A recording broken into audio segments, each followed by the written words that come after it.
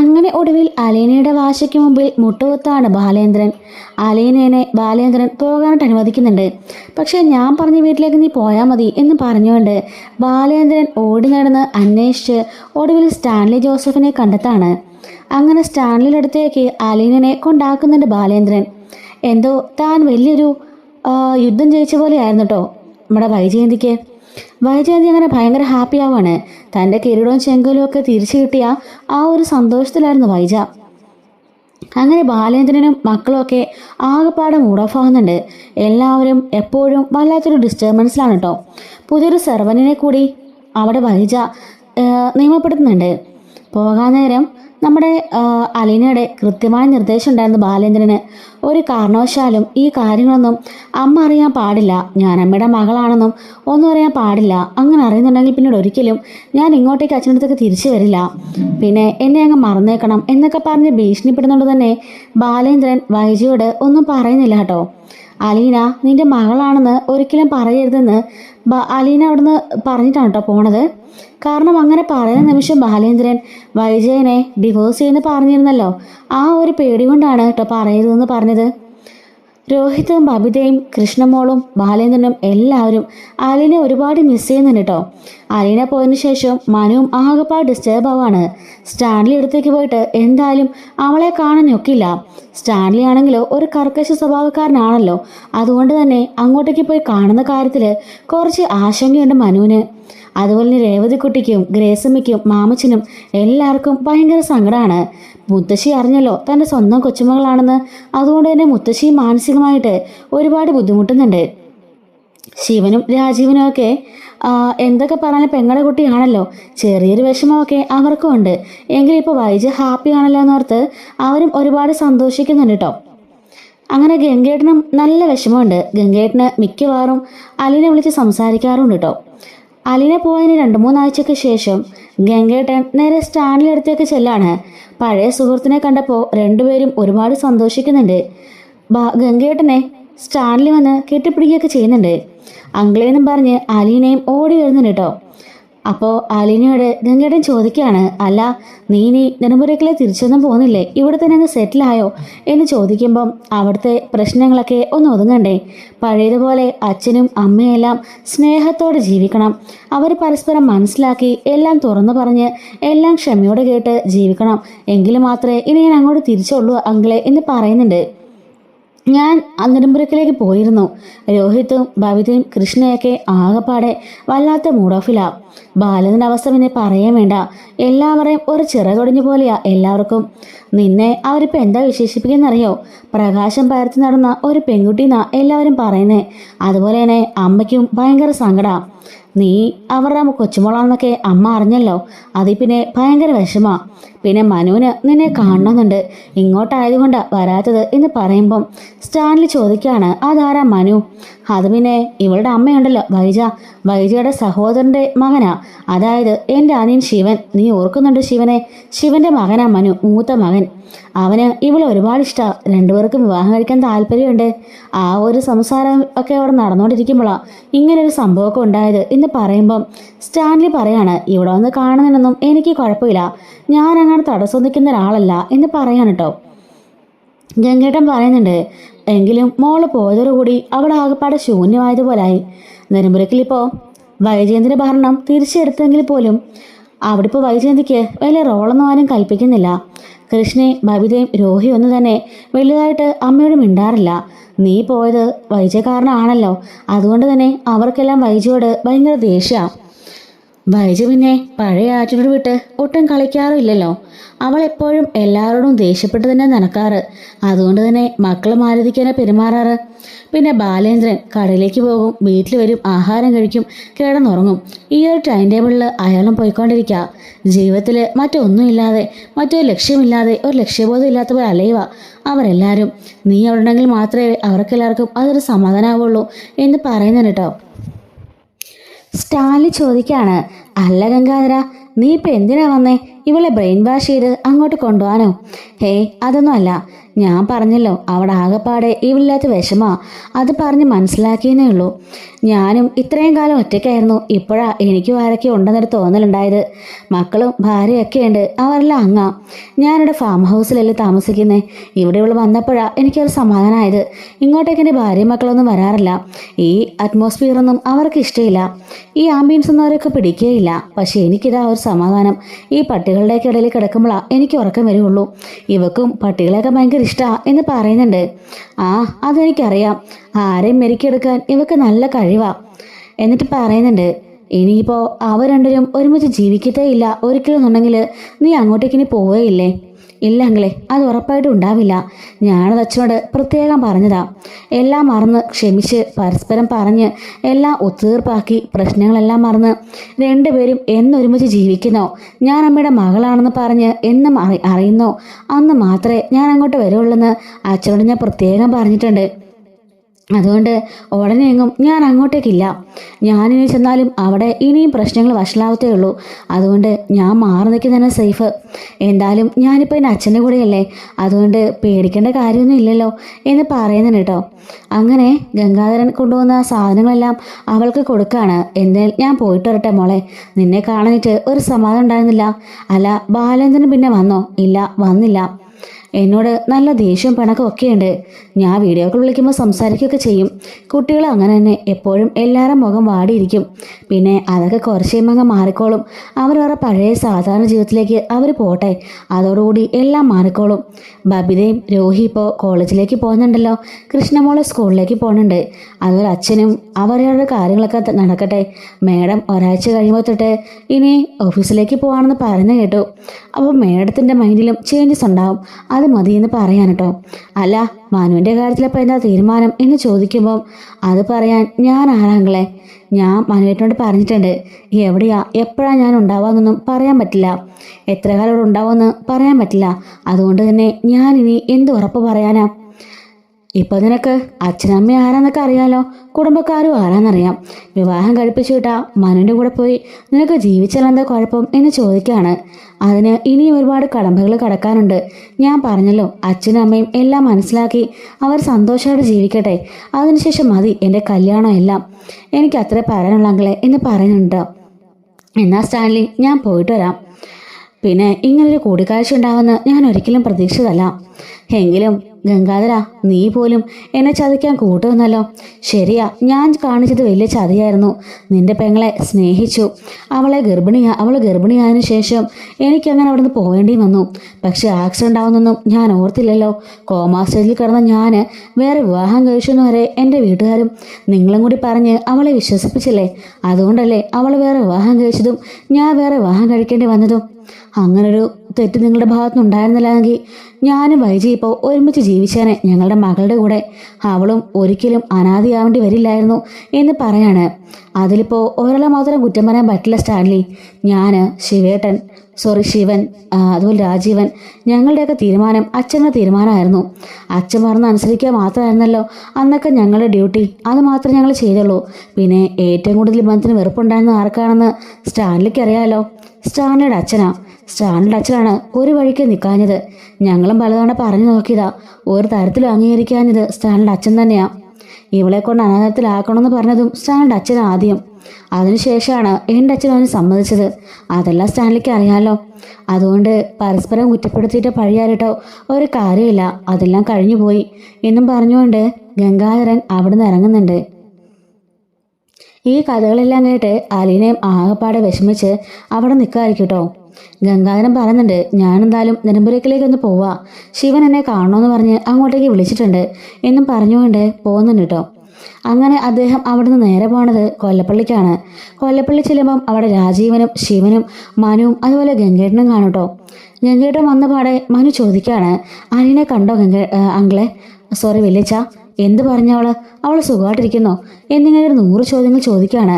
എടാ പറയാടാ, നീ സമാധാനപ്പെട്ട് അവിടെ പോയി ഇരിക്ക് എന്ന് പറയുമ്പം, അങ്കിളെ ഇതൊന്നും ശരിയല്ല. ഞാൻ പറഞ്ഞല്ലോ, എനിക്ക് അലീനെ ഇഷ്ടമാണ്. അവളെനിക്ക് വിവാഹം കഴിക്കാൻ താല്പര്യമുണ്ട്.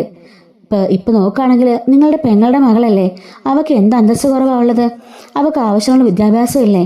അവൾക്ക് നന്മയില്ലേ? അവളുടെ മനസ്സിന് നന്മയല്ലേ ഈ കാണുന്നതല്ല? പിന്നെ എന്തുകൊണ്ടാ ഈ വിവാഹം നടത്തി തരാത്തത്? അപ്പോഴേക്കും ഗംഗേട്ടൻ പറയുന്നുണ്ട്, ഞാൻ ആ കാര്യങ്ങളോട് അവളോട് സംസാരിച്ചിരുന്നു. അവൾക്കപ്പോൾ ഒറ്റ അഭിപ്രായമേ.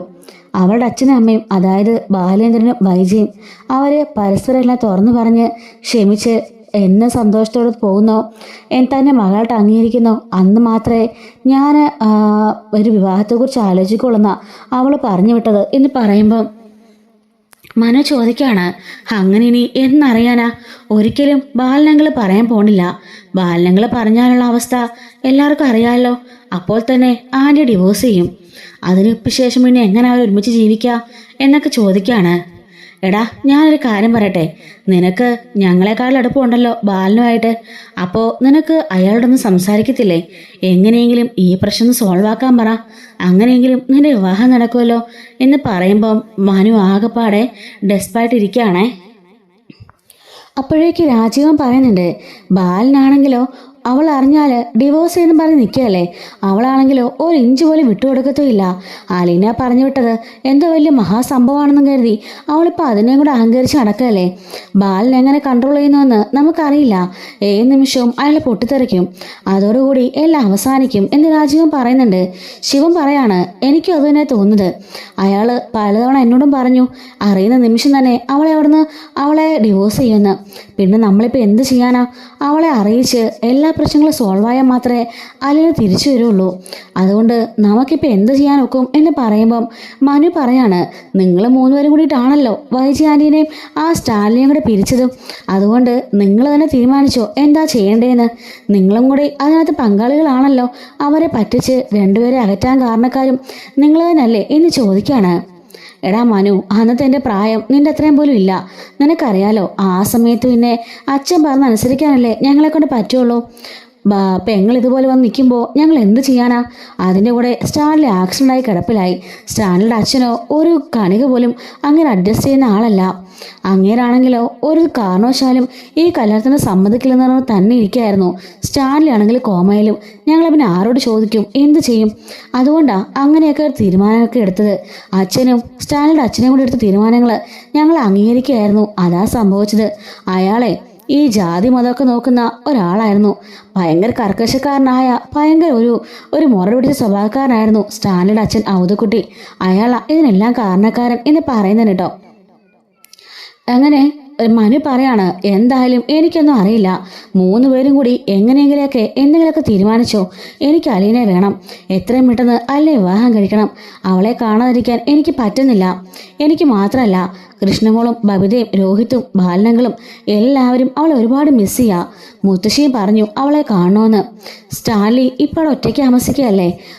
അയാൾക്കും കുടുംബവും കുട്ടികളൊക്കെ ഉണ്ടല്ലോ. അവരുടെ കുടുംബക്കാരും ഇതൊക്കെ അറിഞ്ഞാൽ വലിയ ഇഷ്യൂ ആവില്ലേ? അതിനു മുമ്പേ അവളെ എവിടെ കൊണ്ടുവരണം. അവള് ഇവിടെ താമസിച്ചാൽ മതി. അവളുടെ സ്വന്തക്കാരൊക്കെ ഇപ്പോഴും ഇവിടെയാണ് ഉള്ളത്. അയാളുടെ അച്ഛൻ ഇപ്പോഴും അവളെ സ്വീകരിക്കാനായിട്ടില്ലല്ലോ. അതുകൊണ്ട് തന്നെ അവൾ ഇങ്ങോട്ടേക്ക് വന്നാൽ മതി എന്നും പറഞ്ഞ് മനു ദേഷ്യപ്പെട്ട് അകത്തേക്ക് കയറി പോവാണ്. ഈ സമയത്ത് ശിവൻ ചോദിക്കുകയാണ്, എന്താ ഗംഗേട്ടാ നമ്മൾ ചെയ്യേണ്ടത്? ഇവന് കാര്യം പറഞ്ഞാൽ മനസ്സിലാവുന്നില്ലല്ലോ. എന്തോരം വെച്ച് നമ്മൾ പറയേണ്ടത് എന്ന് പറയുമ്പം ഗംഗാധരൻ പറയുന്നുണ്ട്, അവൻ എല്ലാ കാര്യവും മെച്ചൂർഡായി തീരുമാനിക്കുന്നവനാ.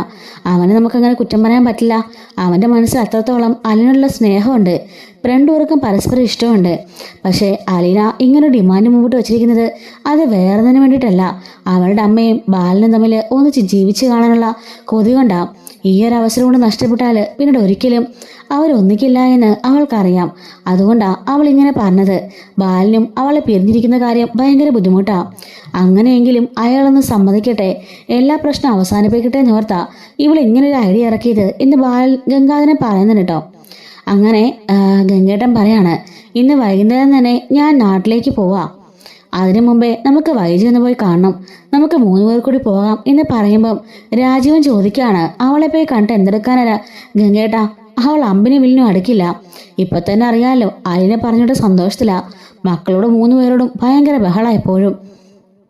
അവരല്ലോണ്ട് മിണ്ടുന്നതും അവരുടെ കാര്യം പറയുന്നതും വീഡിയോ കോൾ ചെയ്യുന്നതും ഒക്കെ കാണുമ്പോൾ അവൾക്ക് ഭയങ്കര ദേഷ്യ പോലും.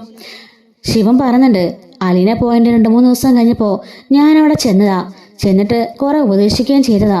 അത് മാത്രമല്ല, സ്റ്റാൻലി ജോസഫിന്റെ വീട്ടിലാണ് അവൾ ഉള്ളതെന്നുള്ള കാര്യവും ഞാൻ പറഞ്ഞതാ എന്ന് പറയുന്നുണ്ട്. രാജുവും പറയാണ്, എന്നിട്ട് അവൾ എന്ത് പറഞ്ഞു? അവളൊന്നും പറഞ്ഞില്ല. എന്തുകൊണ്ടാ അങ്ങോട്ട് കൊണ്ടാക്കിയെന്ന് അവൾ ചോദിച്ചു. ഞാൻ പറഞ്ഞു, എനിക്കറിയില്ല, ഒരു ജോബ് വേക്കൻസി വന്നപ്പോൾ ബാലേന്ദ്രൻ അത് നടത്തി കൊടുത്തതാ, അല്ലാതെ എനിക്കൊന്നും അറിയില്ലെന്നാ ഞാൻ പറഞ്ഞത്. അല്ലാതെ എന്തെങ്കിലും പറയാൻ പറ്റുമോ? പറഞ്ഞാൽ പിന്നെ അവിടെ പൊട്ടിത്തെറി ബഹളം ആവില്ലേ എന്ന് പറയുന്നതാണ് കേട്ടോ. അങ്ങനെ എങ്ങനെയെങ്കിലും നമുക്ക് ഈ കാര്യങ്ങൾ ഒന്ന് രമ്യതയിൽ അവസാനിപ്പിക്കണം. ബാലനാണ് ഒട്ടും അടുക്കാത്തത്. പിന്നെ അവൻ പറഞ്ഞ ഒരു ശകലമൊക്കെ ബാലൻ കേൾക്കും എന്ന് പറയുന്നുണ്ട് കേട്ടോ. അങ്ങനെ രാജീവനും ശിവനും അതുപോലെ തന്നെ ഗംഗേട്ടനും കൂടിയിട്ട് വൈകുന്നേരം നെടുമ്പലക്കിലേക്ക് ചെല്ലാണ്. ഇതേ സമയത്ത് മനുവും കൂടി ഉണ്ട് കേട്ടോ. അങ്ങനെ അകത്തേക്ക് കയറി ചെല്ലുമ്പോൾ ബാലനാണെങ്കിലോ, ആഹാ എല്ലാവരും ഉണ്ടല്ലോ, കയറി വാ എന്ന് പറയുന്നുണ്ട്. അങ്ങനെ എല്ലാവരെയും അവൾ സ്വീകരിച്ചെടുത്താണ്. ഈ സമയത്ത് അവിടുത്തെ സെർവൻറ്റ് ഇവർക്ക് ചായയുമായിട്ട് വരുന്നുണ്ട് കേട്ടോ. അങ്ങനെ വരുന്നത് കാണുമ്പം നമ്മുടെ മനു മനസ്സിലോർക്കാണ്, എപ്പോൾ വന്നാലും ചിരിച്ച മുഖത്തോടെ ചായയുമായിട്ട് വരുന്ന അലീനനെ അവൻ മനസ്സിലോർക്കുന്നുണ്ട്.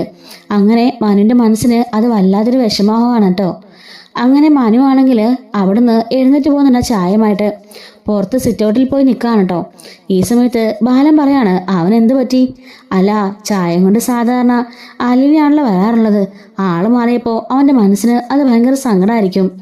ബാലൻ പറയാണ്, അവൻ്റെ മനസ്സിൽ അലീന മാത്രമേ ഉള്ളൂ. അവളെ വിവാഹം കഴിക്കണമെന്നാണ് അവൻ്റെ താല്പര്യം.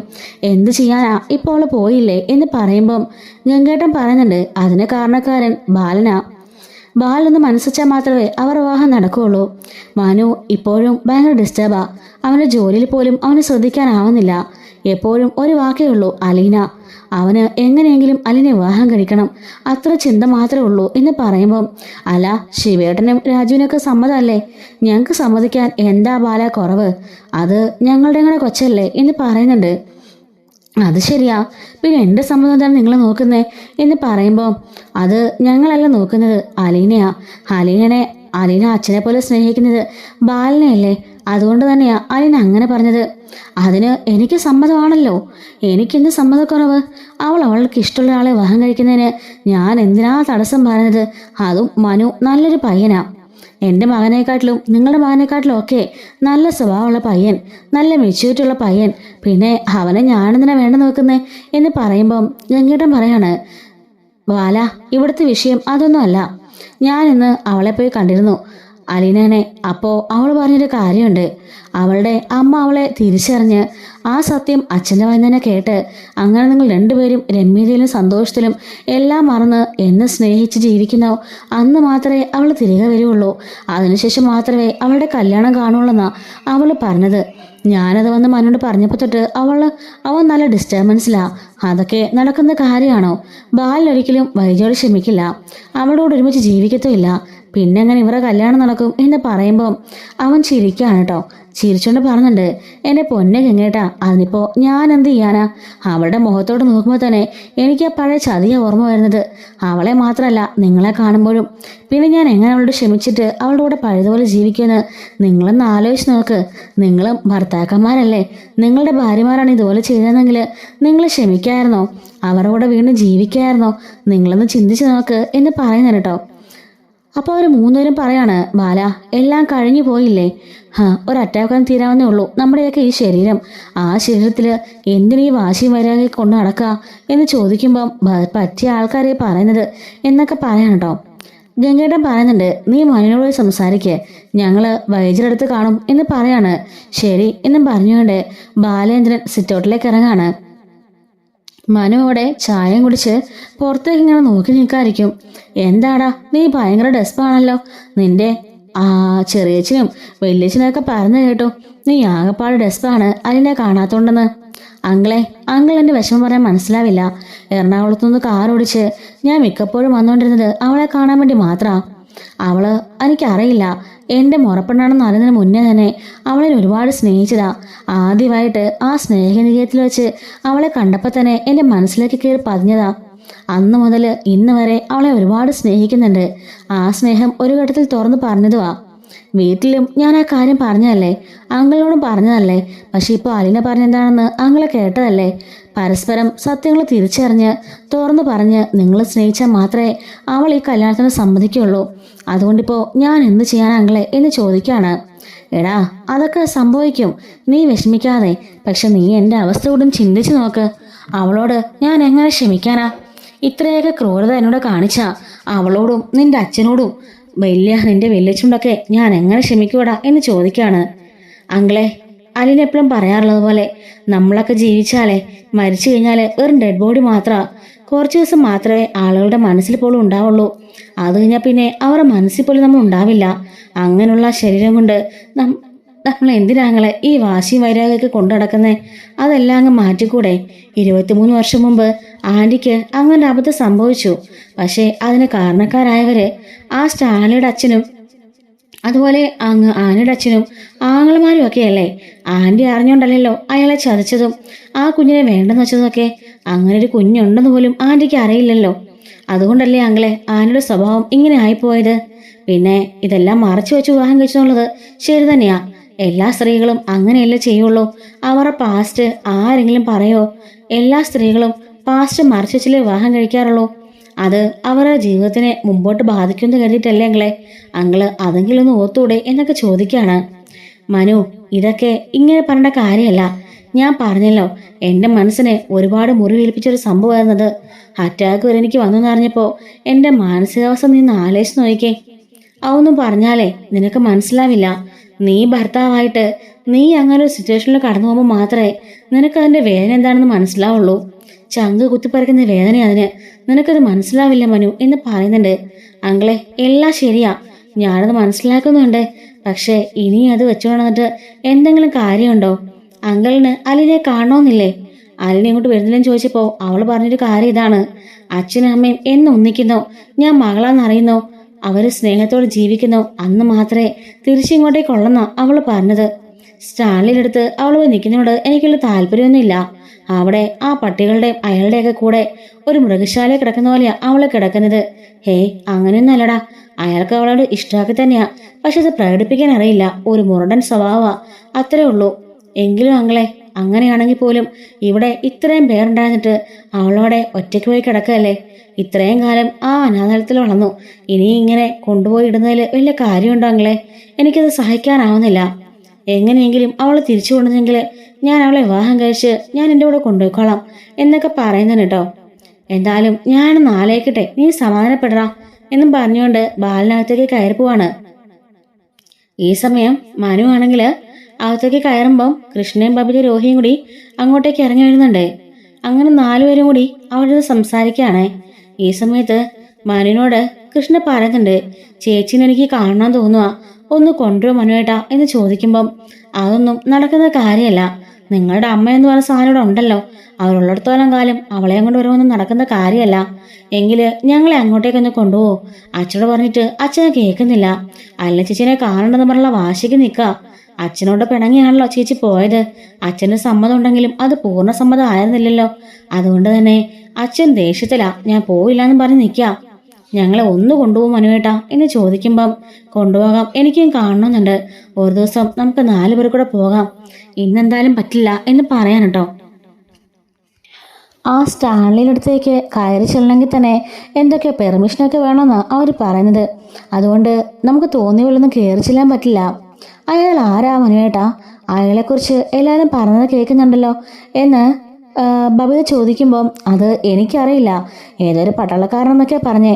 നമ്മുടെ എൻ്റെ വല്യച്ഛൻ്റെ ഒരു ഫ്രണ്ടായിരുന്നു. അയാളുടെ വീട്ടിലേക്ക് പോയിരിക്കുന്നത്. അതൊക്കെ സേഫാണോ? അയാൾ മാത്രമുള്ള ഒരു വീട്ടിലേക്ക് അങ്ങനെ ചേച്ചിയെ കൊണ്ട് നിർത്തണമായിരുന്നോ എന്ന് ബാബി ചോദിക്കുകയാണ്. പക്ഷെ കൃഷ്ണമോൾക്ക് സത്യം അറിയാം, അത് അച്ഛനാണെന്ന് അറിയാമല്ലോ. പക്ഷെ ബാബിക്ക് രോഹിത്തിനും അതറിയില്ല. രോഹി പറയാണ്, അതെ ബാബി പറഞ്ഞത് ശരിയല്ലേ, കുറേ പട്ടികളും ഒരു ഫാം ഹൗസും അവിടെ ഒരാൾ മാത്രം, അവിടെ കൊണ്ട് ചേച്ചി നിർത്തേണ്ട വല്ല കാര്യം ഉണ്ടായിരുന്നു മനുവേട്ടാ എന്ന് ചോദിക്കുമ്പം എടാ, ആള് സേഫാ, വേറെ പ്രശ്നമൊന്നുമില്ല. അല്ലെങ്കിൽ പിന്നെ അങ്ങനെയുള്ളൊരു സ്ഥലത്തേക്ക് ഞങ്ങൾ അവളെ കൊണ്ടാക്കുമെന്ന് ബാലനങ്ങൾ ആക്കുമെന്ന് നിങ്ങൾക്ക് തോന്നുന്നുണ്ടോ? ഞാൻ എന്തായാലും ഈ ആഴ്ച വരുന്നുണ്ട്, നമുക്ക് ഒരുമിച്ച് പോകാം. എന്നിട്ട് നമുക്ക് ആലോചിക്കാം എന്താ വേണ്ടേന്ന്. അമ്മയുടെ ആ ഒരു സഹിക്കാനാവുന്നില്ല. എപ്പോഴും എന്തെങ്കിലും പറഞ്ഞ് അലമ്പുണ്ടാക്കിക്കൊണ്ടേയിരിക്കും. പ്രധാന കാരണക്കാരി അലിന ചേച്ചി തന്നെയാ. ചേച്ചിനെ എന്തെങ്കിലും പറയാതെ അമ്മയ്ക്ക് ഇരിക്കോപ്പുറത്ത് കിട്ടില്ല. ചേച്ചി പോയെങ്കിൽ പോലും അമ്മയ്ക്ക് ഒരു സമാധാനമില്ല എന്നും പറഞ്ഞുകൊണ്ട് ഇവരിങ്ങനെ പറയുന്നുണ്ട്. ഇതേ സമയത്ത് വൈദ്യരുടെ മുറിയിൽ ഗംഗേട്ടനും രാജീവനും ശിവനും ഒക്കെ ഉണ്ടല്ലോ. 3 പേരും കൂടി കഥ അടച്ച് അവളോട് സംസാരിക്കുകയാണ്. നിന്റെ ഉദ്ദേശം എന്താ? നീ എന്തുകൊണ്ടാ ഇങ്ങനെയൊക്കെ തുടങ്ങുന്നത്? ആലിന അവിടെ നിന്ന് പോയല്ലോ, എന്നിട്ട് നിന്റെ സ്വഭാവത്തിന് ഒരു മാറ്റമില്ല. വേലക്കാരിയെ അടിക്കാൻ പോണു, അവളോട് തട്ടിക്കയറുന്നു, മക്കളോടൊരു സ്നേഹമില്ല, ബാലിനോട് അതിലപ്പുറം. നീ എന്തുകൊണ്ടാ ഇങ്ങനെയൊക്കെ കാണിക്കുന്നേ? നിന്റെ ഇഷ്ടം പോലെ ആലിനോടൊന്ന് പോയി തന്നില്ലേ എന്ന് ചോദിക്കാണ്. ആലിനെ പോയത് മാത്രമല്ല നിങ്ങൾക്ക് അറിയുള്ളൂ, ബാലൻ എൻ്റെ ഭർത്താവാ. എന്നിട്ട് ഇപ്പോൾ അയാള് ആ മൂളത്തെ മുറിൽ അയാൾ കിടക്കുന്നത് പോലും എൻ്റെ മുഖത്തോട്ട് ഒന്ന് നോക്കാറ് പോലുമില്ല. അയാൾക്ക് മക്കൾക്കും അലിനെ മാത്രം മതി. അവളെ വീഡിയോ കോൾ ചെയ്യുകയും ചിരിക്കുകയും കളിക്കുകയൊക്കെ ചെയ്യുന്നുണ്ട്. പക്ഷെ എൻ്റെ അടുത്ത് വരുമ്പോൾ അയാളുടെ മുഖം വീർത്തിരിക്കും. എൻ്റെ മുഖത്തോട്ട് പോലും ഒന്ന് നോക്കാറ് കൂടിയില്ല. ഞാനിവിടെ ഉണ്ടോ കഴിച്ചോ ഒന്നും അയാൾക്ക് അറിയണ്ട എന്നൊക്കെ പറയാൻ കേട്ടോ. ഗംഗേട്ടൻ പറയാണ്, നിന്റെ ഈ വാശിയും വൈരാഗ്യമൊക്കെ വെടിഞ്ഞ് അയാളുടെ മുമ്പിൽ കുറച്ചൊന്ന് ഒതുങ്ങി നിൽക്ക്, കുറച്ച് സ്നേഹത്തോടെ പെരുമാറി നോക്ക്. അപ്പം അയാളും നിന്റെ വഴിക്ക് വരും എന്ന് പറയുമ്പം എൻ്റെ പട്ടി പോകും അയാളുടെ കാല് പിടിക്കാനായിട്ട്.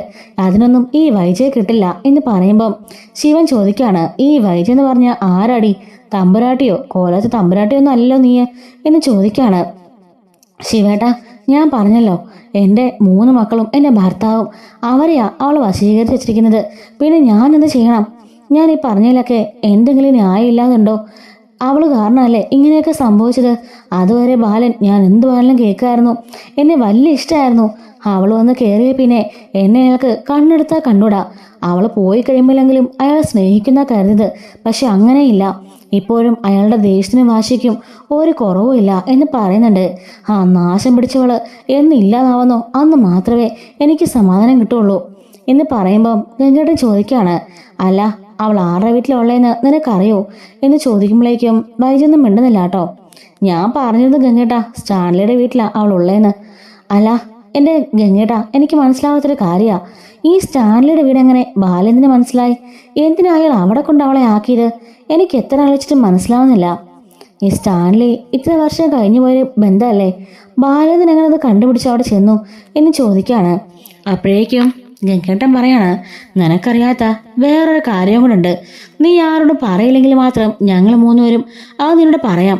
കാരണം നിന്റെ ഈ സ്വഭാവം മാറാനും ബാലിനോട് നീ കൂടുതൽ സ്നേഹം കാണിക്കാനും ഒക്കെ അത് അത്യാവശ്യമാണ് എന്ന് പറയുന്നുണ്ട് കേട്ടോ. എന്താ ഗംഗേട്ടാ, എന്താ കാര്യം എന്ന് ചോദിക്കാണ്. ഈ സ്റ്റാൻലി എങ്ങാണം ബാലേന്ദ്രനോട് സത്യങ്ങൾ പറഞ്ഞു കാണുമോ എന്ന് പറയുമ്പം ഹേയ് അതൊന്നും അല്ല സംഭവം, പിന്നെ വേറെന്താ എന്ന് ചോദിക്കുമ്പം ഗംഗേട്ടൻ പറയാണ്, ഈ അലീന ആരാണെന്ന് നിനക്കറിയോ എന്ന് ചോദിക്കുമ്പോൾ പിന്നല്ലാണ്ട് ആ ബാലേന്ദ്രന്റെ അവിഹിത സന്തതിയല്ലേ. അവിഹിത സന്തതിയാണോ അവിഹിതമാണോ എന്ന് ആർക്കറിയാം. അപ്പൊ ഗംഗേട്ടൻ പറയാണ്, അത് ബാലേന്ദ്രന്റെ അവിഹിത സന്തതി അല്ല, നിന്റെ അവിഹിത സന്തതിയാ എന്ന് പറയുന്നുണ്ട്. ഇത് കേട്ട് വൈദ്യ ഞെട്ടിത്തിരിക്കാണ്. എന്താ ഗംഗേട്ടൻ പറഞ്ഞത്? അതെ, ഞാൻ പറഞ്ഞത് ശരിയാ. അലീന ബാലന്റെ അല്ല, നിന്റെ മകളാ. ഗംഗേട്ടൻ എന്താ ഈ പറയുന്നേ? എൻ്റെ കുഞ്ഞ് ജനിച്ചപ്പോൾ തന്നെ മരിച്ചു പോയില്ലേ? പിന്നെയോ ഞാൻ പ്രസവിച്ചത് 3 മക്കളെയാ. അവർ 3 പേരും ഇവിടെയുണ്ട്. എങ്കിലേ ഒരു ഫ്ലാഷ് ബാക്ക് പറയാം. അന്ന് നിന്റെ കുഞ്ഞ് മരിച്ചു പോയിട്ടില്ല. 23 വർഷങ്ങൾക്ക് മുമ്പ് നിന്റെ അച്ഛൻ പറഞ്ഞത് കള്ളായിരുന്നു. ആ കുഞ്ഞ് ആ കുഞ്ഞെന്ന് മരിച്ചു പോയില്ല, ജീവനുണ്ടായിരുന്നു. നിന്റെ അച്ഛനും സ്റ്റാൻലിയുടെ അച്ഛനും കൂടിയാ ആ കുഞ്ഞിനെ സ്നേഹനികേതത്തിന് കൈമാറിയത്. സ്നേഹനികേതത്തിലെ അമ്മ അവൾക്കിട്ട പേരാ അലീന. ആ കുഞ്ഞ 23 വർഷങ്ങൾക്ക് ശേഷം അവളുടെ അമ്മയെ തപ്പി ഇങ്ങോട്ടേക്ക് വന്നത് എന്ന് പറയുന്നത് കേട്ടോ. വൈദ്യ ചോദിക്കാണ്, ഗംഗേട്ടാ, ഈ പറഞ്ഞൊക്കെ സത്യമാണോ? എനിക്കൊന്നും അങ്ങോട്ടേക്ക് വിശ്വസിക്കാനാവുന്നില്ല എന്നും പറഞ്ഞുകൊണ്ട് വൈജ കരയാൻ തുടങ്ങുന്നുണ്ട്. ശിവൻ പറയാണ്, വൈജെ നീ അത് വിശ്വസിക്കണം. കാരണം ഇപ്പം അറിഞ്ഞില്ല സത്യ. ഇത് ഞങ്ങൾക്ക് മാത്രമല്ല, ഞങ്ങൾക്ക് നേരത്തെ ഈ കാര്യങ്ങളെല്ലാം അറിയായിരുന്നു. പിന്നെ ഒരു കാര്യം കൂടി ഞാൻ പറയാം, ഈ സത്യങ്ങളെല്ലാം ബാലേന്ദ്രൻ അറിയാം. ബാലന് ഇതൊക്കെ അറിയോ? അറിയാം, അയാൾക്ക് എല്ലാം അറിയാം. ഇന്നല്ല മാസങ്ങൾക്ക് മുമ്പേ അറിയാം. അങ്ങനെ അയാൾക്ക് ആദ്യത്തെ അറ്റാക്ക് ഉണ്ടായത്. അങ്ങനെ അതായത് സ്റ്റാൻലിയെ അലീന വന്നതും അതിനുശേഷം ഇവരിങ്ങനെ പ്രശ്നമൊക്കെ ഉണ്ടാക്കിയതും പിന്നീട് ബാലേന്ദ്രൻ രേവതിക്കുട്ടിയുടെ വോയിസ് കേട്ടതും അങ്ങനെ നീലഗിരിക്ക് പോയി ഗംഗേനോട് സംസാരിച്ചതും തിരികെ വന്ന് അലിനോട് ചോദിച്ചതും അങ്ങനെ സർവത്രാതി കാര്യങ്ങളും എല്ലാ സത്യങ്ങളും വൈദ്യര് പറയാണ്. ഇതെല്ലാം കേട്ട് മുറിയിരുന്നുകൊണ്ട് വൈദ്യ പൊട്ടിക്കരയുന്നുണ്ട്. എന്നിട്ട് പറയാണ്, ഇത്രയും കാലം നീ ഉപദ്രവിച്ചത് മൊത്തം നിന്റെ സ്വന്തം മകളെയായിരുന്നു. അവൾ മരണക്കിടക്ക് കിടന്നപ്പോൾ പോലും നീ അവളെ തിരിഞ്ഞു നോക്കിയിട്ടില്ല. അങ്ങനെ ഇതുവരെയുള്ള എല്ലാ സംഭവങ്ങളും പറയാണ്. അപ്പോൾ സ്റ്റാൻലി ചതിച്ചിട്ട് പോയതല്ലേ എന്ന് ചോദിക്കുമ്പം ഗംഗേട്ടൻ പറയാണ്, ആ കാര്യത്തിലും നീ നിരപരാധിയാ. സ്റ്റാൻലി നിരപരാധിയാ. കുറ്റം ചെയ്തതൊക്കെ നിന്റെ അച്ഛനും അവൻ്റെ അച്ഛനും പിന്നെ ഞങ്ങളൊക്കെ കൂടിയാ എന്നും പറഞ്ഞുകൊണ്ട് ആ ഫ്ലാഷ് ബാക്ക് കൂടി പറയാനട്ടോ. സ്റ്റാൻലി അവളുടെ രജിസ്റ്റർ മാരേജ് ചെയ്യാനായിട്ട് ആ സർട്ടിഫിക്കറ്റ് എടുക്കാൻ പോയ വഴിക്ക് ആക്സിഡന്റ് ആയതും കോമയിൽ കിടന്നതും അവധക്കുട്ടിയും അതുപോലെ ഇവരുടെ അച്ഛനും കൂടി ചേർന്നുകൊണ്ട് ഈ കുഞ്ഞിനെ വേണ്ടാന്ന് വെച്ചതും കുഞ്ഞിനെ കൊണ്ട് അവിടെ ആക്കിയതും ശേഷം അന്വേഷിച്ചിറങ്ങിയ വൈജിയോട് സ്റ്റാൻലി വേറെ വിവാഹം കഴിച്ചെന്നും സ്റ്റാൻലി തന്നെ ചതിക്കായിരുന്ന കള്ളം പറഞ്ഞ കാര്യങ്ങളും എല്ലാം പറഞ്ഞു കേൾപ്പിക്കുകയാണ്. അതുപോലെ തന്നെ സ്റ്റാൻലിയോടും ആ കുഞ്ഞ് മരിച്ചുപോയി, വൈജയ്ക്ക് ഇനി തന്നെ വേണ്ട, വേറെ വിവാഹം കഴിക്കുകയാണെന്ന് അവിടെ പോയി കള്ളം പറഞ്ഞ കാര്യവും രണ്ടുപേരും നമ്മൾ പിരിച്ച കാര്യം എല്ലാം തന്നെ ഇവര് പറയുന്നുണ്ട് കേട്ടോ. ഇതെല്ലാം കേട്ടുകൊണ്ട് വൈജ അവിടെ നിന്ന് അലറി കരയുന്നുണ്ട്. ഗംഗേട്ടന് ഷട്ടിൽ പിടിച്ചുകൊണ്ട് ചോദിക്കുകയാണ്, എങ്കിലും എല്ലാവരും കൂടി എന്നെ ചതിക്കുകയായിരുന്നല്ലേ? എൻ്റെ കുഞ്ഞ് മരിച്ചുപോയെന്ന് പറഞ്ഞിട്ടല്ലേ ഞാൻ വേറെ വിവാഹത്തിന് തയ്യാറായത്? അല്ലെങ്കിൽ ഒരിക്കലും ഞാൻ തയ്യാറാവില്ലായിരുന്നു. സ്റ്റാലിനെ സ്വീകരിച്ചില്ലെങ്കിലും ഞാൻ ആ കുഞ്ഞിനെ കൊണ്ട് സന്തോഷത്തോടെ ജീവിച്ചേനെ. എല്ലാവരും കൂടി എന്നെ ചതിച്ചില്ലേ എന്ന് ചോദിക്കൊണ്ട് കരയാണ്. ശിവൻ പറയുന്നുണ്ട്, ഈ സത്യങ്ങൾ നീ അറിഞ്ഞു എന്ന് ബാലനൊരിക്കലും അറിയില്ലേ. ബാലനറിഞ്ഞാൽ നിന്നെ ആ നിമിഷം ഡിവോഴ്സ് ചെയ്യും. ബാലന് സത്യങ്ങളെല്ലാം അറിയാം. ഞാൻ പറഞ്ഞല്ലോ ഉള്ള സംഭവങ്ങളെല്ലാം. അതുകൊണ്ട് തന്നെ ബാലൻ നീ അറിഞ്ഞ കാര്യം ഒരിക്കലും ബാലൻ അറിയരുത്. എങ്കിൽ മാത്രമേ ഡിവോഴ്സ് ചെയ്യാതെ ഇരിക്കുകയുള്ളൂ എന്ന് പറയാണ്. നീ എങ്ങനെയെങ്കിലും ഇനിയെങ്കിലും സ്നേഹത്തോടെ അയാളെ ഒന്ന് വശപ്പെടുത്തിയെടുക്കാൻ ശ്രമിക്കുക. അങ്ങനെ നിങ്ങൾ എൻ്റെ ഒന്നിക്കുകയാണെങ്കിൽ അലിനെ അവിടെ തിരിച്ചു വരും. നിനക്ക് നിന്റെ മകളെ തിരിച്ചു കിട്ടും എന്ന് പറയുന്നുണ്ട്. ഇവര് പറഞ്ഞെല്ലാം കേട്ടുകൊണ്ട് അവക്ക് തല കറങ്ങുന്നുള്ള തോന്നുകയാണ്. ഗംഗേട്ടാ, ശിവേട്ടാ, എനിക്ക് സഹിക്കാനാവുന്നില്ല. എൻ്റെ മോളോടാണോ ഞാൻ ആ ക്രൂരതകളെല്ലാം ചെയ്തത്? ആ പാവത്തിനോടാണോ ഞാനിത് ഇത്രയും കാലം ചെയ്തത്? ശരിയാ, അവൾ പോകാനും പറഞ്ഞിരുന്നു എന്നോട് ഒരിക്കലും അമ്മ ആഗ്രഹിച്ചാലും ഞാൻ തിരികെ വരില്ല എന്ന്. അപ്പൊ അതിൻ്റെയൊക്കെ അർത്ഥം ഇതായിരുന്നല്ലേ എന്നും പറഞ്ഞുകൊണ്ട് വിങ്ങി പൊട്ടി കരയുന്നുണ്ട് കേട്ടോ. ഗംഗേട്ടൻ പറയാണ്, ഇനിയിപ്പോ പറഞ്ഞിട്ടൊന്നും ഒരു കാര്യമില്ല, എല്ലാം ഇങ്ങനെയൊക്കെ ആയി. പൊന്നു ഗംഗേട്ടാ, നേരത്തെ എന്നോടത് പറഞ്ഞിടായിരുന്നോ? അവൾ പോകുന്നതിന് മുമ്പെങ്കിലും എന്നോട് അറിയിക്കായിരുന്നെങ്കിൽ ബാലിനറിയാതെ എങ്ങനെയെങ്കിലും ഞാനത് അഡ്ജസ്റ്റ് ചെയ്തേനെ. അലീനെ ഇവിടെ തന്നെ നിർത്തിയാനെ. ഇപ്പോൾ അലീന പോവുകയും ചെയ്തു.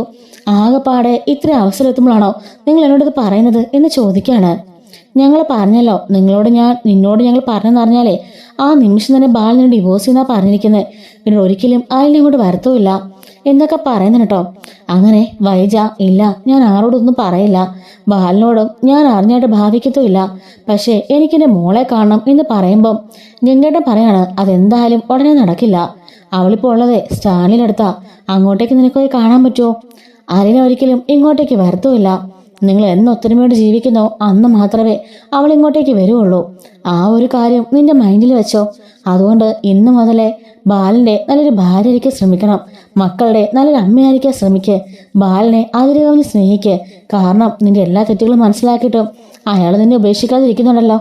കുഞ്ഞുമാവ് മുതലേ അയാൾ വൈദ്യ മാത്രമേ സ്നേഹിച്ചുള്ളായിരുന്നു. ഇപ്പോഴും അയാൾ വൈദ്യ മാത്രമേ സ്നേഹിക്കുന്നുള്ളൂ. നീയാ ഇടയ്ക്ക് മാറിപ്പോയത്. എങ്കിലും അയാൾക്ക് ഇപ്പോൾ നിന്നെ ഇഷ്ടമൊക്കെ തന്നെയാ. പക്ഷെ നീ ചതിച്ചിട്ടുള്ള മനോവിഷമാണ് അയാൾക്ക്. അതുകൊണ്ട് നീ അയാളെ മാക്സിമം സ്നേഹിക്കുക. എങ്ങനെയെങ്കിലും സ്നേഹിച്ച് നിന്റെ വാവുണ്ടിന് സത്യങ്ങൾ തുറന്നു പറഞ്ഞാലാക്കണം. അങ്ങനെ ഈ പ്രശ്നങ്ങളെല്ലാം സോൾവ് ആക്കണം. എങ്കിൽ മാത്രമേ നിന്റെ മകളെ നിനക്ക് തിരിച്ചു കിട്ടുകയുള്ളൂ എന്ന് വൈജയോട് പറയുന്നുണ്ട്. 3 ആങ്ങളമാരും ഇറങ്ങിയതിനു ശേഷം കഥ കുറ്റിയിട്ട് വൈജ അവിടെ കിടന്ന് പൊട്ടിക്കരയാണ് കേട്ടോ. ബാലൻ ചോദിക്കുകയാണ്, അല്ല പെങ്ങളോട് എന്താ പറഞ്ഞത്? അല്ല, ഞങ്ങൾ പറയായിരുന്നു അടങ്ങി ഒതുങ്ങി ഇനിയെങ്കിലും ജീവിക്കാനായിട്ട്. അടങ്ങി ഒതുങ്ങി മര്യാദയ്ക്ക് എല്ലാവരും സ്നേഹിച്ച് ജീവിക്കാൻ പറയായിരുന്നു. എൻ്റെ പൊന്ന് ബാലേട്ടാ, ഗംഗേട്ടാ, എത്രയൊക്കെ പറഞ്ഞാലും അവളുടെ ചെവി കേൾക്കാൻ പോകുന്നില്ല.